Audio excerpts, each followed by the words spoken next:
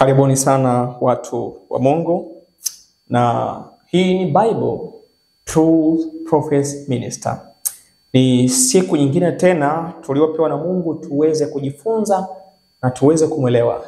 Na usisahau ya kwamba tunaishi wakati wa mwisho, tunaishi wakati wa kufunga kwa historia ya ulimwengu, na muda sio mrefu watu watashuhudia matukio ambayo unabii umeyatabiri.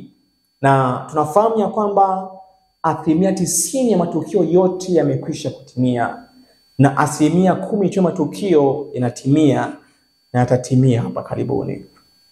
Na tukio moja kubwa ambalo watu wa Mungu wanalisubiri ni tukio la sheria Jumapili, ambapo tunashuhudia kwamba hata papa aliyepitishwa anasadifu kile kinachokuja. Kwanza ni papa Muamerika, lakini pia ni papa aliyelisi jina la Papa Leo wa 13, ambapo tumejifunza kwamba kwenye ile miaka 1888 kulikuwa na tishio la sheria Jumapili, ambapo kwa rehema zake Mungu alizuia, kwa sababu watakatifu wake walikuwa wajiandaa kulingana na kitabu kile cha Ufunuo 17. Mungu alizuia pepo, lakini wakati huu Mungu sasa tunaona anakwenda kuachilia pepo, na wale ambao watakutwa hawajajiandaa, mpendwa, hawatafaa kwa ajili ya kuhubiri kilio kikuu, hawatafaa kwa ajili ya kutiwa muhuri, hawatafaa kwa ajili ya kumwagiwa mvua masika. Huu ndio wakati ambao watu wa Mungu lazima wawe tayari kwa ajili ya marejeo yake Kristo. Kitabu cha Maandiko ya Awali ukurasa wa 119 na ile paragrafu ya kwanza, nabii wa Mungu anasema kama ifuatavyo: niliona kwamba masalio hawana maandalizi kwa kile kinachoujia ulimwengu. Hawana maandalizi masalia. Upumbavu kama uzembe wa akili unaonekana kung'ania akili za wengi wa wale wanaodai kuamini kwamba tunao ujumbe wa mwisho. Malaika aliyekuwa pamoja nami alilia kwa sauti ya kuogofya, jiwekeni tayari, jiwekeni tayari, jiwekeni tayari, kwa maana ghadhabu ya Bwana inakuja haraka. Ghadhabu yake itamwagwa bila kuchanganywa na rehema, na ninyi hamko tayari. Masalia hawako tayari.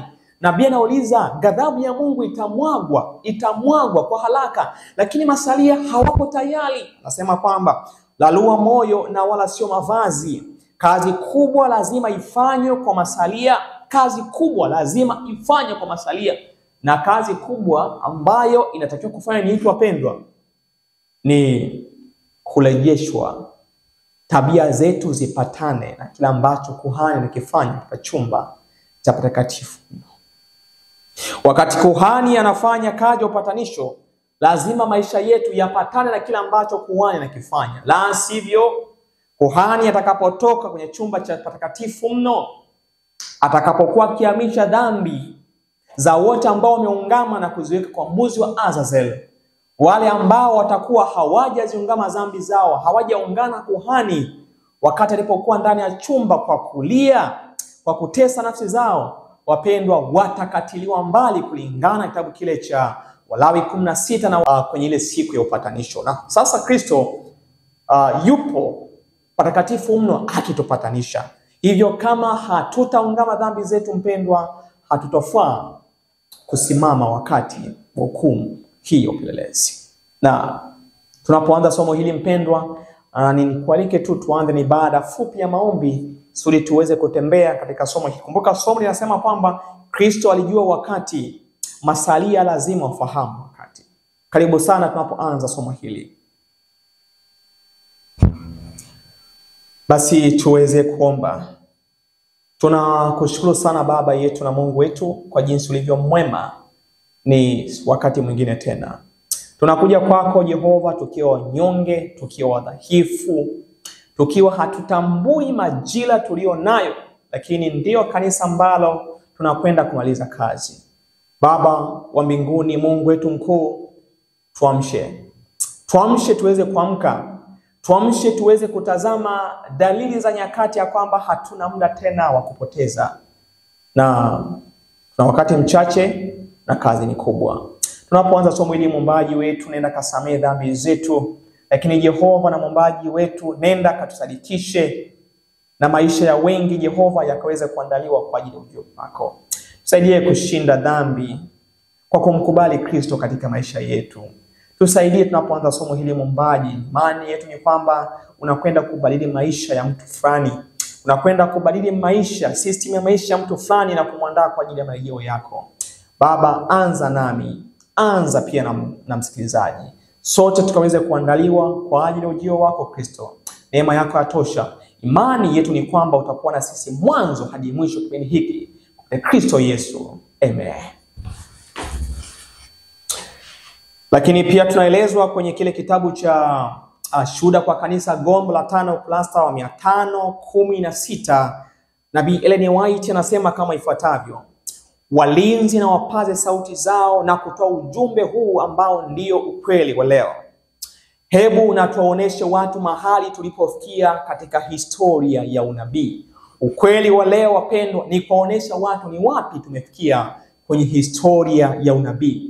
Tupo mwisho kabisa mkufungwa kwa historia ya unabii. Tunafahamu ya kwamba sisi ndio kanisa, ndio kipindi cha kanisa la mwisho la Laodikia, kanisa ambalo litashuhudia mlango wa rehema kufungwa, kanisa ambalo kipindi cha kanisa ambalo litashuhudia Yesu akija mawinguni, ni kipindi cha kanisa ambacho litashuhudia mapigo 7 yakimwagwa kwa dhambi, lakini pia litashuhudia watakatifu wa Mungu wakiteswa kwa sababu ya kushikilia misimamo ya Biblia.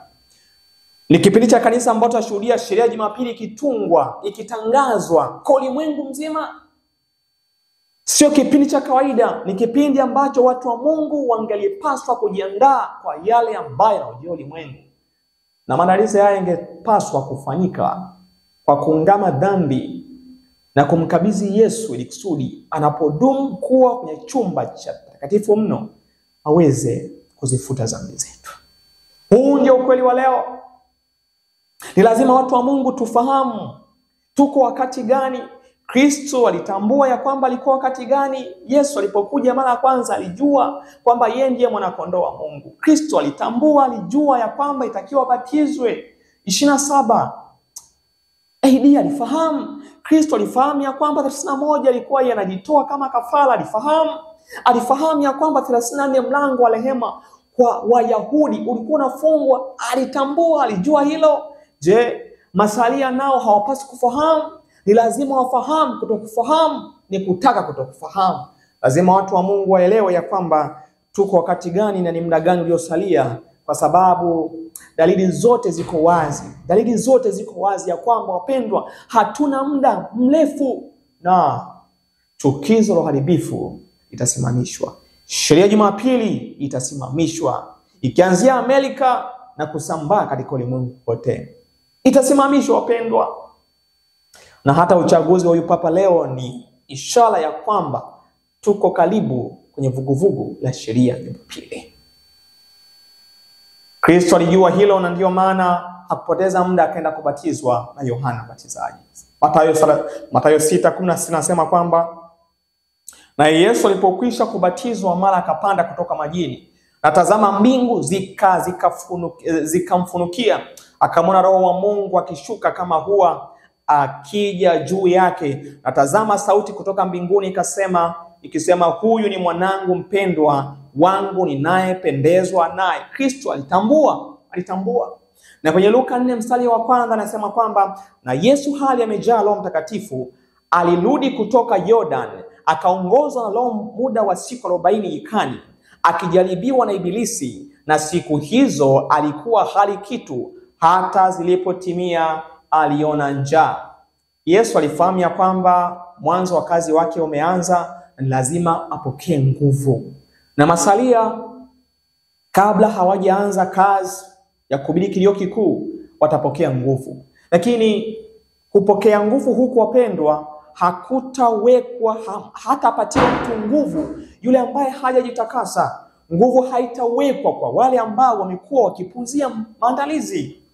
Hiyo ndio ajabu sana. Kama kuna dhambi ambayo imedumu kuwa kwa mwana masalia, mpendwa, kamwe hataweza kushiriki kwenye kilio kikuu. Na ndio maana hata wanafunzi wa Yesu walitakiwa wawe kwenye upper room wakimsihi Roho wa Mungu amwagwe. Na baada ya hapo Roho wa Mungu alimwagwa. Na hivyo watu wa Mungu, kama tunataka tupatiwe hii nguvu, haitamwagwa kwa wale ambao wanapuzia maombi, haitamwagwa kwa wale ambao mpendo wanapuzia kutazama alama za nyakati, haitamwagwa kwa wale ambao mpendo wanadumu kushiriki dhambi na ulimwengu. Kamwe haitamwagwa kwa watu wa design hiyo. Kwa Yesu Kristo alitambua wakati. Kwenye Luka 4:14 mstari mpaka 15 anasema kwamba Yesu akarudi kwa nguvu za Roho akaenda Galilaya. Baada ya mwanzo wa kazi, baada ya Yesu kutafuta hiyo nguvu akiwa jangwani, tunaona Yesu akarudi kwa nguvu ya Roho. Anasema kwamba akaenda Galilaya.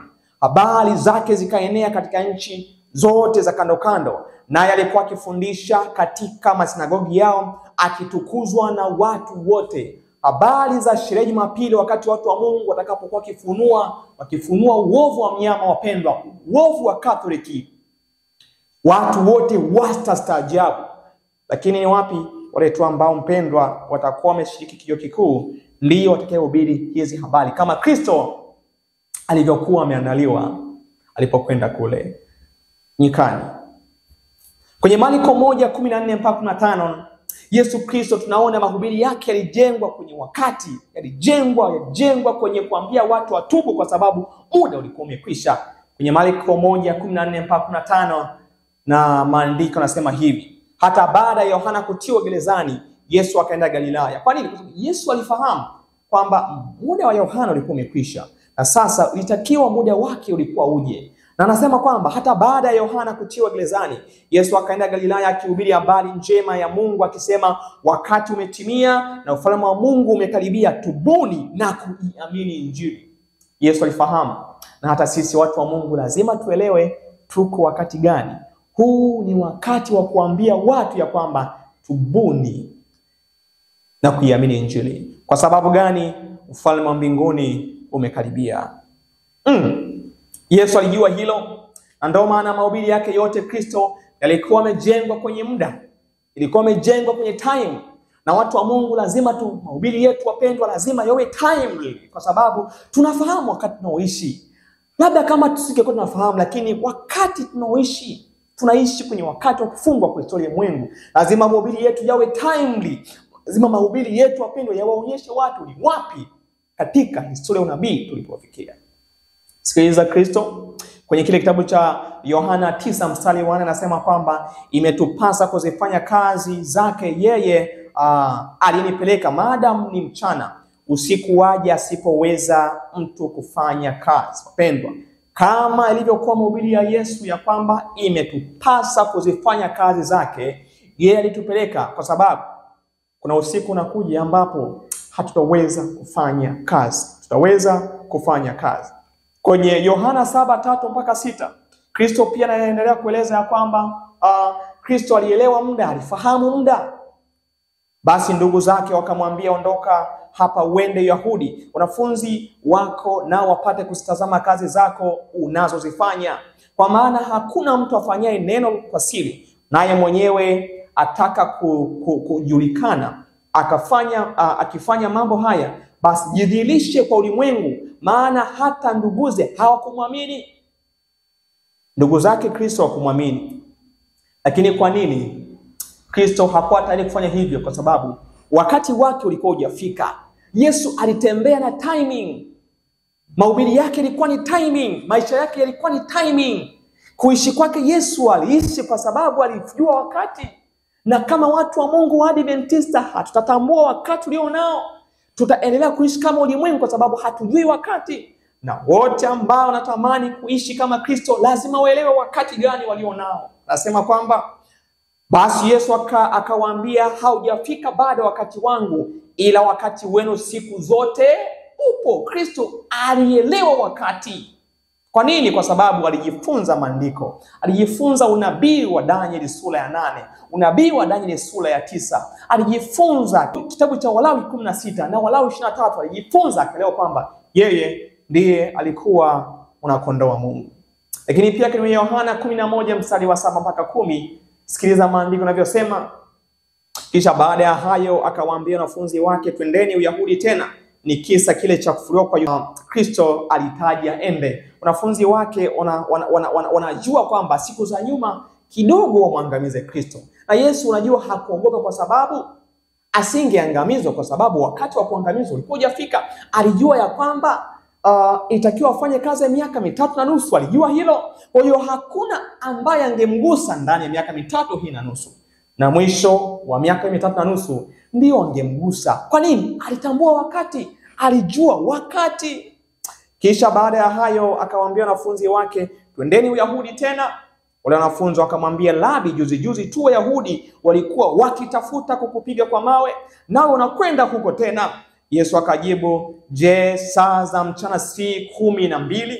Mtu akienda mchana hajikwai, kwa sababu aiona nuru ya ulimwengu huu, bali akienda usiku hujikwaa, kwa sababu nuru haimo ndani yake. Unaona? Kwa hiyo Yesu aliwaambia kwamba wakati bado, huu ni wakati wa mchana, kwamba wakati wa kufanya kazi ulikuwa bado ungalipo.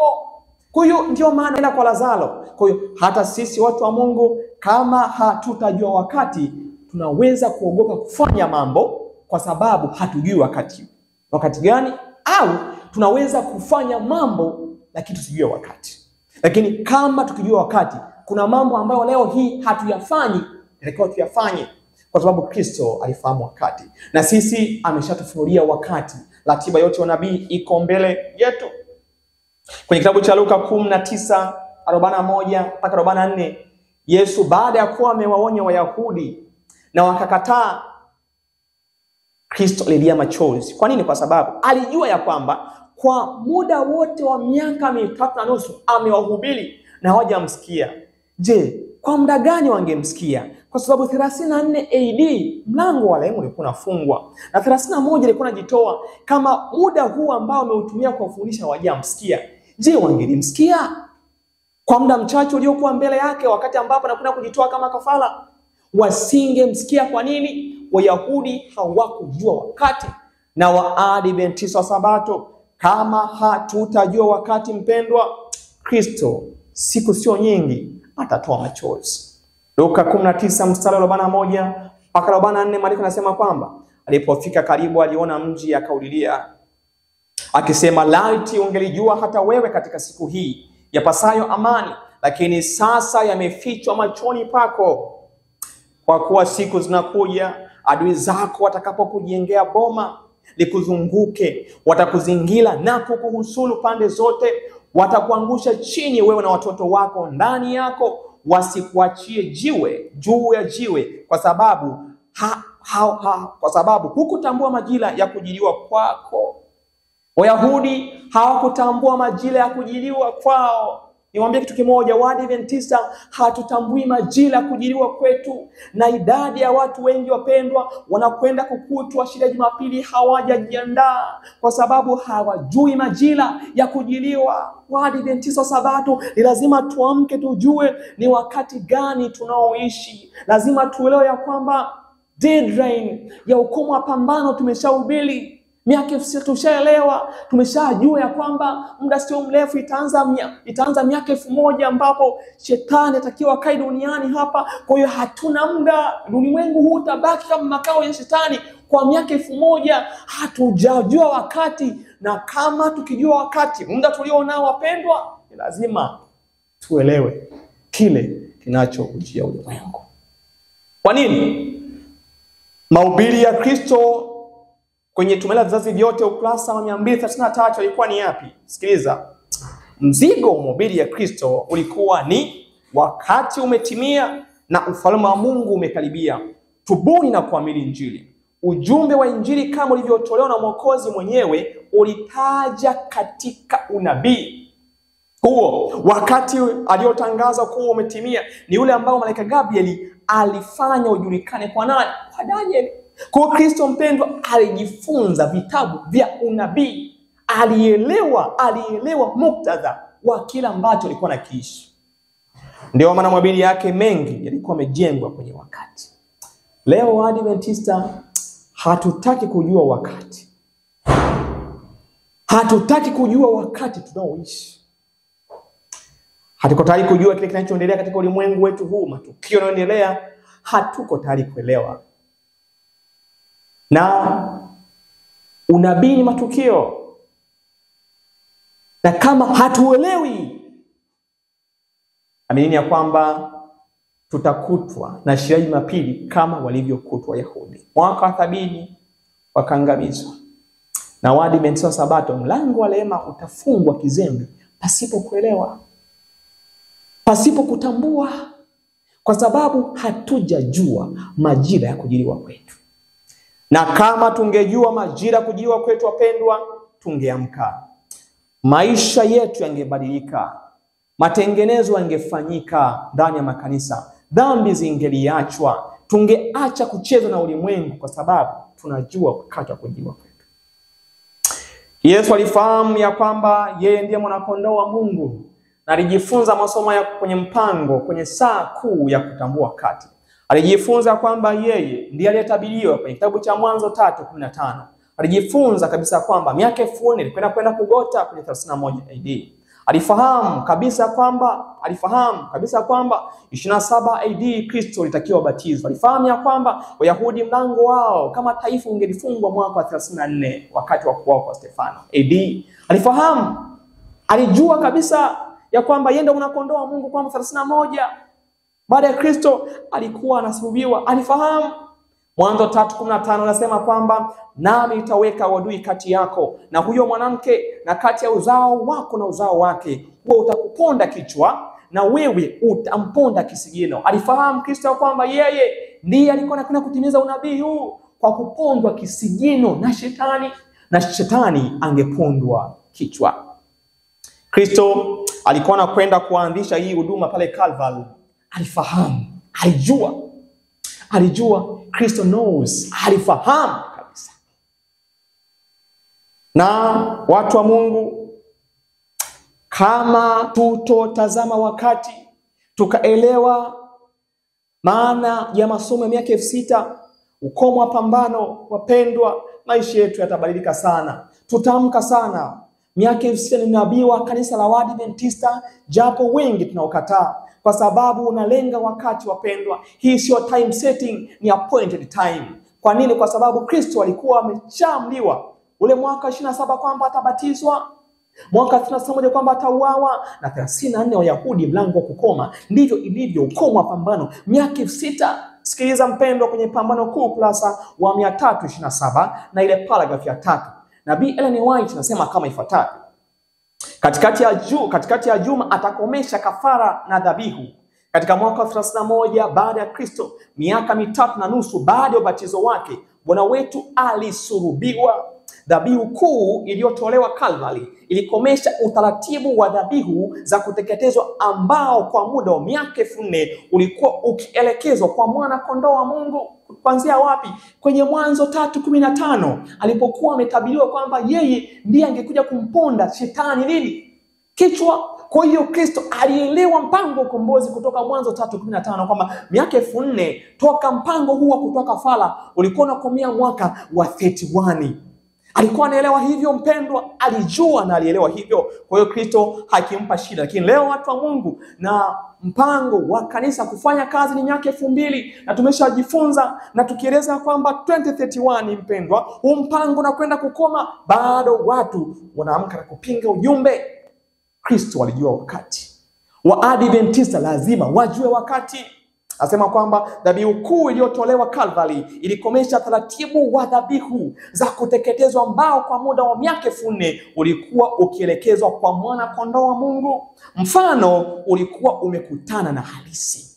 Yaani yale mambo yalikuwa ni kivuli. Kuchinja kondoo ilikuwa ni kivuli. Huduma zote za patakatifu ilikuwa ni kivuli. Aliyekuja kutimiza alikuwa ni Kristo mwana wa Mungu. Hivyo Kristo alifahamu wakati. Alijua wakati. Hii huwa inaitwa appointed time na sio time setting. Hii sio time setting, ni appointed time. Kwa sababu mwisho wa miaka 6000 kuna miaka 1000. Miaka 1000 watu wa Mungu wa mbinguni. Je, Mungu huyu ambaye kutembea na ratiba kama ambavyo sabato yake anaitunza kwa uaminifu, je, ule mwaka wa 7000 ambao ni sabato watu wa Mungu, je, ataongeza muda? Tukifahamu wakati, maisha yetu ya kutabadilika sana. Nasema nabii wa Mungu hivi: Mfano ulikuwa umekutana na halisi na kafara na dhabihu zote. Utaratibu wa kutoa kafara na sherehe zilikomea pale. Pambano Kuu kurasa wa 327 paragrafu ile ya 3. Kristo alielewa kwamba yeye ndio mwana kondoo wa Mungu, kwamba yeye unabii huu ndio uliomhusu. Kristo alielewa. Na watu wa Mungu lazima tuamke tuleo kwamba miaka 6 ni unabii wa kanisa la Waadventista wa Sabato. Ni kitu ambacho ni prophetically. Ni kitu ambacho wapendwa, kama Yesu alivyokufa 31 na nabii anazungumza wazi ya kwamba hapo ndipo ambapo kafara zilikomea, mifano yote ya kafara, tutegemee kwamba miaka 2000 ambapo ndio mwisho wa miaka 6, tutegemee wapendwa marejeo ya Kristo haraka sana. Haraka sana. Kuanzia hapo wapendwa, muda wote Kristo anaweza akaja, muda wote ule Kristo anaweza akaja. Kwa nini? Kwa sababu Mungu hutembea na ratiba. Lazima tutambue wakati. Kristo alijifunza masomo ya Daniel, alijifunza unabii wa Daniel 8, Daniel 9, Walawi 16, Walawi 23. Alijifunza na kuelewa, alielewa. Daniel 8:13 mpaka 14 inavyosema kwamba ndipo nikasikia mtakatifu mmoja kinena na mtakatifu mwingine, akamuuliza huyo aliyenena hayo maono katika habari za sadaka ya kuteketezwa ya daima, na lile kosa lifanyalo ukiwa yataendelea hata lini, kukanyagisha patakatifu na jeshi? Akamwambia hata nyakati za jioni na asubuhi 2300 ndipo patakatifu patakapotakaswa. Mwanzo hizi siku 2300 Kristo alielewa vizuri sana. Alielewa kwamba zilikuwa zinaanzia wapi, zilikuwa zinakomea wapi. Alielewa na alitambua. Lakini Wayahudi hawakuelewa. Na ndiyo maana hata alipozaliwa hawakumuelewa. Hata wakati anabatizwa mpaka mbingu inafunguka hawakumuelewa. Mpaka Kristo anapelekwa kusulubiwa. Unajua tarehe ile ilikuwa tarehe 14.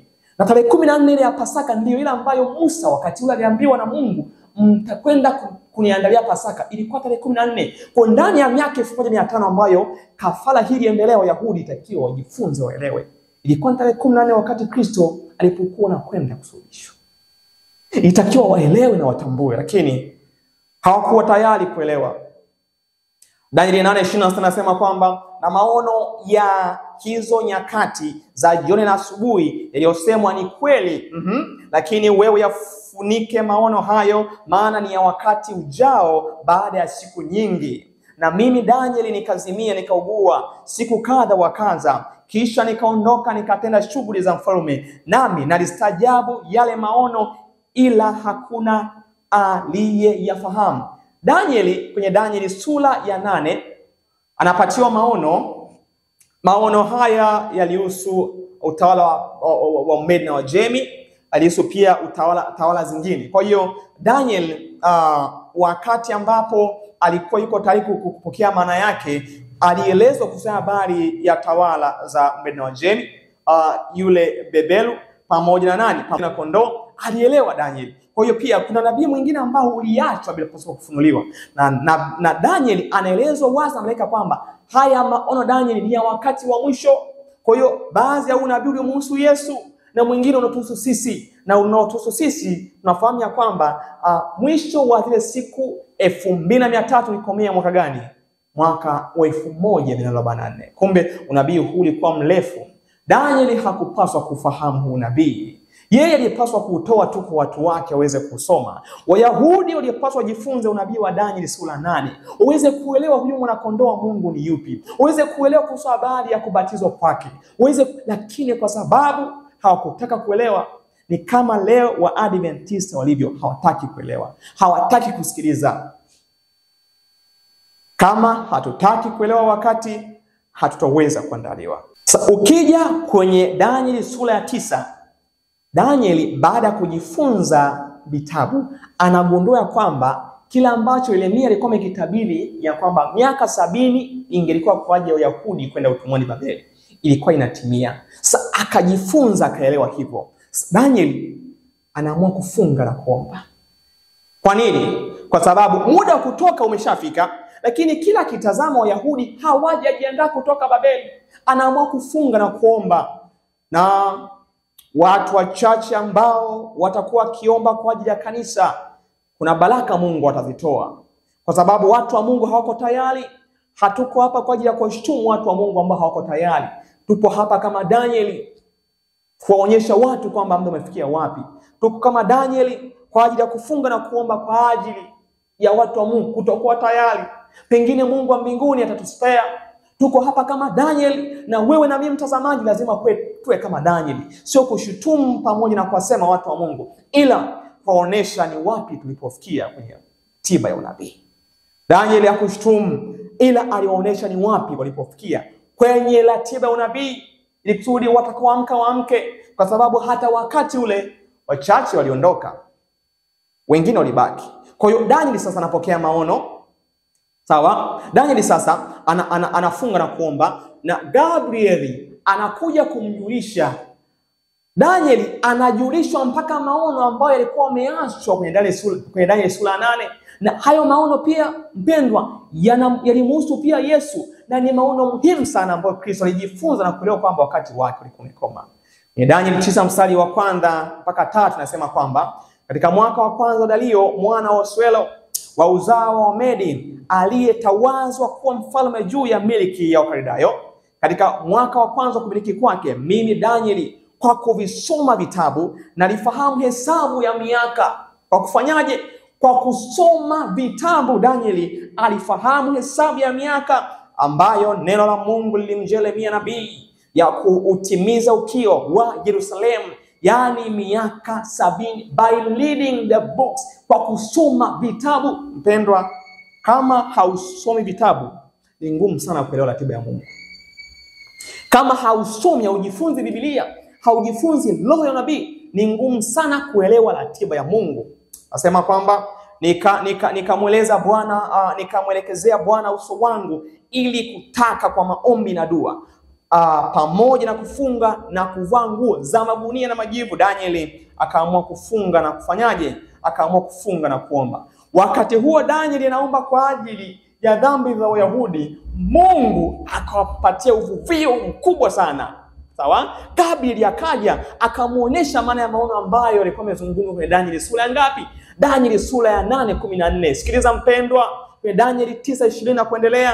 Basi hapo nilipokuwa nikisema na kuomba na kuungama dhambi yangu na dhambi ya watu wangu Israeli, na kuomba dua yangu mbele za Bwana Mungu wangu kwa ajili ya mlima mtakatifu wa Mungu wangu. Anaombea mpaka Israeli. Nasema kwamba naam, nilipokuwa nikinena katika kuomba, mtu huyo Gabrieli niliyemwona katika njozi hapo kwanza akirusha upesi, alinigusa panapo wakati wa dhabihu ya jioni. Dhabihu ya jioni ilikuwa ni majira kama ya saa 9. Akaniagiza, akaongea nami akasema, Danieli, nimetokea sasa ili nikupe akili upate ufahamu wa nini? Wa yale maono ya Danieli 8:10 na ngapi? 14.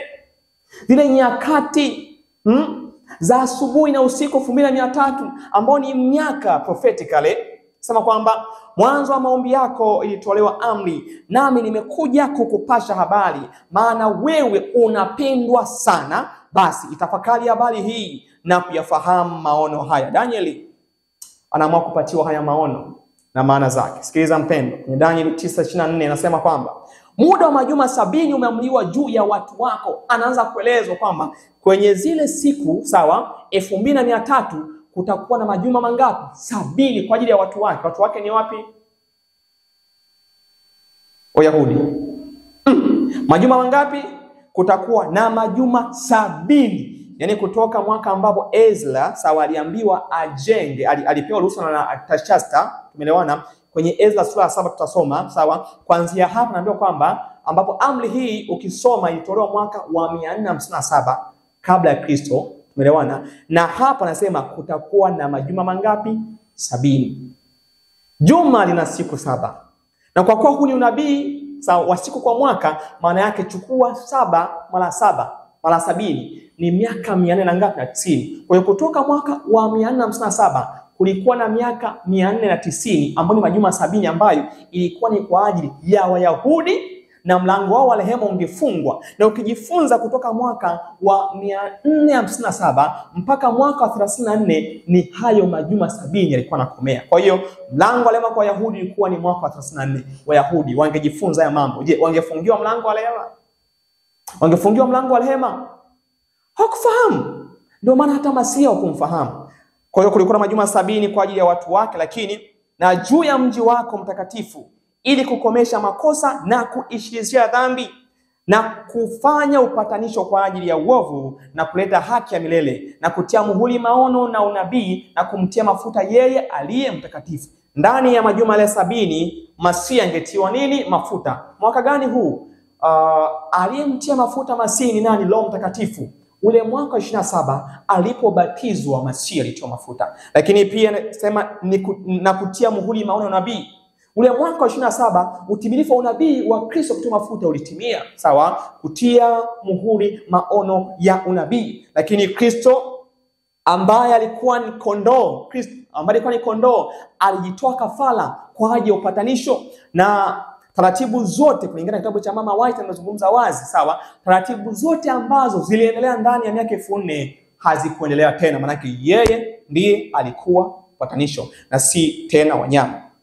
25 anasema kwamba naambiwa Danieli, basi ujue ya kufahamu ya kuwa tangu kuwekwa amri ya kutengeneza na kujenga upya Yerusalemu hata zamani zake Masia aliye mkuu. Amri ya kujenga Yerusalemu nimejifunza kwamba ilitolewa mwaka wa 457. Alitoa Artashasta na alimpatia Ezra. Kwa kuanzia hapo ndipo ambapo unabii ulikuwa unaanza kuhesabiwa. Yaani, sawa, yale majuma 70 yalikuwa yanaanzia pale, lakini zile siku 1300 zilikuwa zinaanzia pale. Kwa hiyo unabii wa majuma 70 ulikuwa unaanzia pale pamoja pia, sawa, na siku 2300. Yaani yale majuma 70 yako ndani ya siku 2300 ni unabii huu mrefu. Asema kwamba kutakuwa, nasema kwamba basi ujue na kufahamu ya kuwa tangu kuwekwa amri, yani toka Ezra alipoambiwa na Artashasta kwamba kajenge tena Yerusalemu, sawa, nasema kwamba Yerusalemu hata zamani zake Masia aliye mkuu, kutakuwa na majuma 7. Walipewa majuma 7 ya kujenga Yerusalemu, sawa. Majuma 7 ni miaka kama mingapi? 49.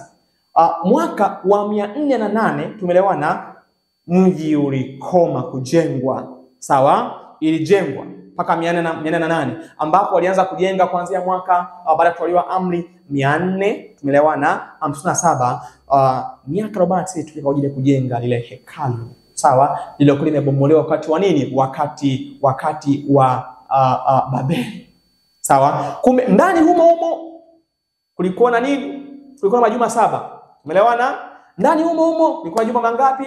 Kulikuwa na majuma mangapi? 49. Tumeelewana? Ambapo hayo yalikuwa ndani ya unabii wa Wayahudi ambao ni miaka 490.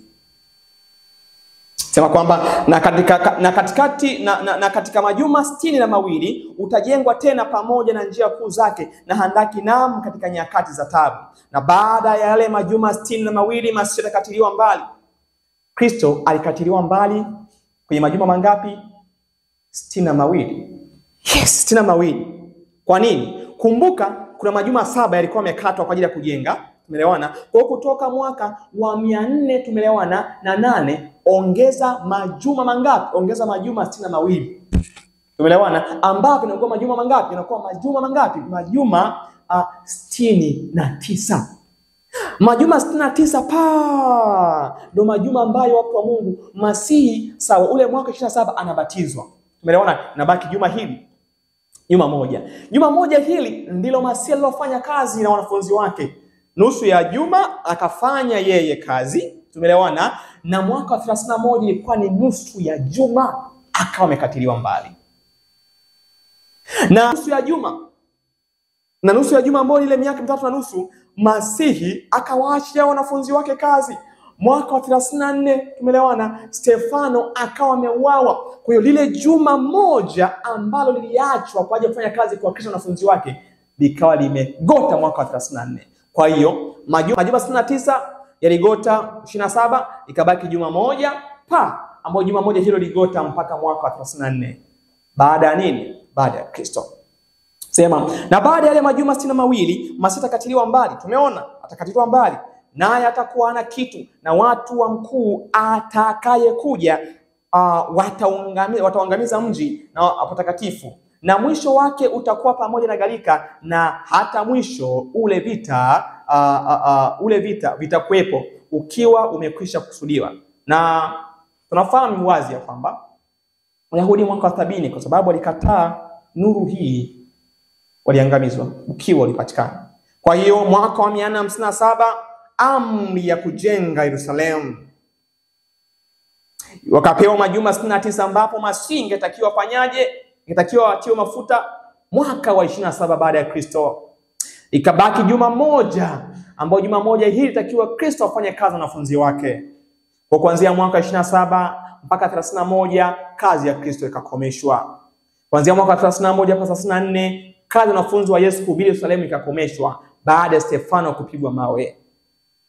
Kwa hiyo ile miaka 490 sawa ambao ni ya Wayahudi ni kuanzia mwaka wa 457 baada ya amri ya kujenga Yerusalemu mpaka mwaka wa 34 baada ya Kristo. Na huu nabii uliobakia wa miaka 1810 ndipo ambapo patakatifu pangetakaswa sasa. Maana yake chukua tu 34 ongeza miaka iliyobakia 1810 unagota kwenye mwaka 1844 ambapo ndipo ambapo patakatifu pangetakaswa. Wapi? Sio duniani, ni wapi? Ni mbinguni, ambapo Kristo alianza kazi ya kuitakasa hekalu, na baada ya hapo atatoka aje duniani. Wale wote ambao dhambi zao hazijatakaswa, wapendwa, hazijatubiwa, wataachwa pasipo utakasa na hawatafaa kwa ajili ya kusanyiko takatifu wakati Kristo atakapokuja mara ya pili. Na hii amri wapendwa ilitolewa kwenye Ezra 7:11 mpaka 13 ule mwaka wa 457 na Artashasta. Tumeelewana?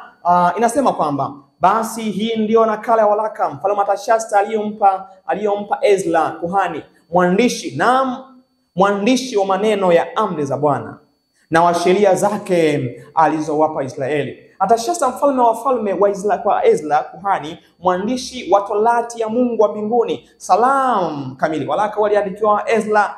Wakadhalika natoa amri ya kwamba wote walio wa watu wa Israeli na makuhani wao na Walawi katika ufalme wangu wenye nia ya kwenda Yerusalemu kwa hiari yao wenyewe waende pamoja nawe. Ezra akapewa waraka na Artashasta kwamba waende wakajenge Yerusalemu. Na hapa ndipo ambapo sawa ule unabii mrefu ulianza kuhesabiwa. Sawa, yani ile Danieli 8:14. Na hapa ndipo ambapo pia tumelewana ile miaka 490 ilianza kuhesabiwa hapa. Kwa hiyo mwaka wa 27 Yesu akatiwa mafuta 31, akauawa 34. Injili ikaanza kuhama kwa Gentile, ikaanza kuhama kwa watu wa mataifa kwa sababu Wayahudi walikataa Injili. Kwa hiyo ndivyo ambavyo ilivyokuwa. Sikiliza mpendwa. Kwenye Danieli 9:27 anazungumza wazi kwamba huyu Kristo angefanya nini? Angefanya agano thabiti na watu wengi kwa muda wa juma nini? Moja. Le juma moja wapendwa ndio ile miaka 3.5 ambayo alifanya Kristo. Tumeelewana? Ambapo kuanzia mwaka wa 27 alifanya kazi miaka 3.5 akawaachia wanafunzi wake 3.5. Kwa hiyo hilo juma moja lilifanywa agano thabiti na watu wake. Na atafanya agano thabiti na watu wengi kwa muda wa juma moja. Na kwa nusu ya juma hiyo ataikomesha sadaka na dhabihu. Sadaka zote ambazo zililenga mbuzi zikakomeshwa. Na kumbuka wakati huo pia Rumi ilikuwa inanyemelea. Kwa wakati Kristo anahamisha kafara kutoka kwa mbuzi au kondoo wa kawaida na kuja kwa yeye mwana kondoo wa Mungu, Rumi pia nayo ikaanza kuingilia hapo. Wakapatikana makaisari ambao walikuwa wanaombea watu na kusamehe watu dhambi, kwa sababu itakiwa watu kuanzia pale wamtazame Yesu Kristo, wasitazame kondoo wala watu tena. Lakini Rumi pia nayo ilikuwa inanyemelea, na hapo ndipo mafundisho mapotofu yalipoanza. Sawa? Ya mwanadamu kusamehe dhambi. Maria kuombea watakatifu. Watakatifu waliokufa kuombea watakatifu walio hai. Ndipo ambapo chukizo lilipoanza kuingizwa, chukizo la uharibifu. Ule mwaka wa 508 nadhani mambo haya yaliingizwa. 538 mauaji yakaanza kwa wale ambao walikataa sawa upatanisho kupitia mpaka. Nasema kwamba naye atafanya agano thabiti na watu wengi kwa muda wa juma moja, na kwa nusu ya juma hiyo ataikomesha sadaka na dhabihu ya kuteketeza. Tuliona na mahali pake litasimama chukizo la uharibifu. Baada ya kuona hivyo, hao makasisi wakaweka chukizo la uharibifu hasa limekuja kuanza kufanya kazi. Tumeelewana? Baada ya kuanza kuwa watakatifu wa Mungu mwaka 538. Lakini toka karne ya kwanza mambo haya yalikuwa yameshaanza. Sema kwamba hata ukomo wa ghadhabu ulikusudiwa umemwaga juu yake mwenye kuharibu. Msikiliza mpendo. Haya mambo yalitabiriwa kutoka Eden na mpaka mwisho. Wakati wapendwa, hizi ratiba za Mungu ziko dhahiri. Mpango wa miaka 6000 haujaanza leo, ni toka Eden. Tumaini la Vizazi Vyote ukurasa wa 31 paragrafu ya pili nasema nabii wa Mungu hivi: kuja kwa Mwokozi kulitabiriwa Edeni. Wakati Adam na Hawa waliposikia ahadi hiyo kwa mara ya kwanza, walitazamia kutimizwa kwake kwa haraka. Walimkaribisha mzaliwa wao wa kwanza kwa furaha, wakitumaini kwamba angeweza kuwa Mwokozi. Walizani kwamba Cain angekuwa ni Mwokozi. Hata baada ya kuzaliwa kwa Abeli pia kazani kwamba atakuwa Mwokozi. Bahati mbaya Abeli akauawa. Yes, alikuwa kama Adam kwa sura na muonekano. Kina Adam wakahisi kwamba huyu atakuwa ni mkombozi. Lakini kumbe ahadi hii ililenga ndani ya mpango wa ukombozi ndani ya miaka 6000, kwa sababu kina Adam walikuwa kwenye siku ya kwanza ya Mungu. Kamwe mpango huu usingekamilika. Ililenga miaka 7000 ya mpango wa ukombozi, yani miaka 6000 duniani hapa na mwaka 1000 mbinguni. Ndio maana Kristo alikuja exactly kabisa kwenye miaka 2000, mwisho wa miaka 4000 ya kwanza na miaka 2000 ya mwisho. Pendwa, ingelidumu kwa ajili ya kanisa lake kuhubiri ujumbe huu na kuandaa watu kwa ajili ya marejeo yake, na huu ni unabii unaitwa appointed time. Anasema kwamba lakini utimizo wa ahadi ulichelewa. Kwa nini? Kwa sababu ilikuwa ni ratiba ya kimbingu ndani ya miaka 6000, isingetimizwa wakati wa kina Adam. Wale waliokuwa wa kwanza kupokea walikufa bila kuiona. Tangu siku za Enoko, ahadi hiyo ilirudiwa kupitia wazee na manabii, wakihifadhi tumaini la kuja kwake, na bado hakuja. Unabii wa Danieli ulifunua wakati wa kuja kwake. Danieli alifunua wakati wa kuja kwake, lakini Wayahudi hawakuwa tayari kuelewa kila ambacho Danieli alikuwa amekifunua. Anasema kwamba lakini si wote waliotafasiri ujumbe huo kwa usahihi. Karne na karne zilipita, sauti za manabii zilikoma, mkono wa mkandamizaji ulikuwa mzito juu ya Israeli, na wengi walikuwa tayari kusema siku hizo zinakawia na maono yote hayatimizwi. Kwenye Ezekieli 22:12. Ndivyo walivyosema hata kwenye nabii huo miaka 6000. Ndivyo wengi wanavyosema kwamba this is not the prophecy. Kama ilivyokuwa wakati wa ujio wa kwanza wa Kristo, ndivyo inavyokwenda kuwa katika ujio wa pili wa Kristo, kwa sababu watu hatusomi. Lakini kama tungejifunza na kuelewa mpango wa ukombozi uko drafted ndani ya miaka 6000 duniani hapa, miaka 1000 mbinguni, na haya mambo yako mbele ya macho yetu. Ndio maana tunashuhudia mwisho wa miaka 6000 hii. Tunashuhudia hata movement ya Sunday Law. Kwa nini movement ya Sunday Law? Kwa sababu miaka 6000 inakwenda kukoma. Kwa nini Papa Marekani? Kwa sababu movement hiyo inakwenda kukoma. Kwa nini tunashuhudia majanga ya asili yakiongezeka kwa kasi, COVID-19 na mambo mengi, uchoka kwa lisho makanisani? Kwa sababu deadline miaka hiyo 6 inakwenda kukoma. Lazima ishara zote zionekane na watu wa Mungu waweze kuandaliwa kwa ajili ya ujio wake Kristo. Lakini wengi hawataki kuelewa, wengi hawako tayari kuelewa. Kuna kitu cha kinabii kinatimia, lakini watu hawako tayari kuelewa. Wachache watakaoelewa watapona, wachache watapona. Najifunza kwamba hata kuchagua kwa Papa Leo wa 13, wa 14 ni unabii tosha kwa watu. Sio bahati mbaya. It is not a coincidence. Ni Mungu anatamani kutuonesha kama Yesu alivyotamani kuonesha Wayahudi kwamba miaka 4000 ilikuwa inakoma, na 31 AD alikuwa anajitoa kama kafara, na 34 AD alikuwa anafunga mlango wa rehema kwa Wayahudi. Lakini alijitahidi kuwafundisha kuelewa. Na ndio maana Yesu analia na waambia, laiti ungejua yale yapasayo amani. Anawaambia, analia mji. Hata sasa Yesu, siku sio nyingi, wa Adventista atalia kwa ajili yetu. Pendwa, rudi kwa Yesu kabla hatujachelewa. Huyu ndiye Baba. Huyu ndiye kila kitu. Mpendwa, matukio haya yako mbele yetu mpendwa. Na kama unahitaji kupona, njoo kwa mwana wa Mungu Yesu Kristo. Yeye anazo nguvu, anaweza kukushindia dhambi. Yeye anao uwezo, hata kama kuna dhambi unahangaika nayo, Yesu huyu ukimwita anaweza kukuponya. Aliweza kuwaponya kina Mariamu Magdalena waliokuwa na dhambi, waliokuwa jinsi. Aliweza kuwaponya kina Nikodemo. Anaweza kukuponya. Njoo kabla haujachelewa, maana Yesu anakuita, anagonga kwenye mlango wa moyo wako, anakuita mpendwa. Kama utasikia sauti hii mpendwa, utagundua ya kwamba kuna muda mchache Yesu atafunga mlango kwa Adventista wa Sabato.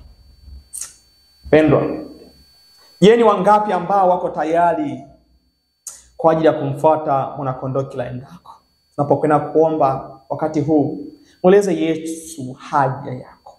Mweleze Yesu dhambi yako. Mweleze Yesu kitu gani ambacho kitakukosesha kutana na yeye anapokuja mara pili. Mwambie, alafu Yesu anazo nguvu za kutoa kila kitu. Yeye ni Simba wa Yuda.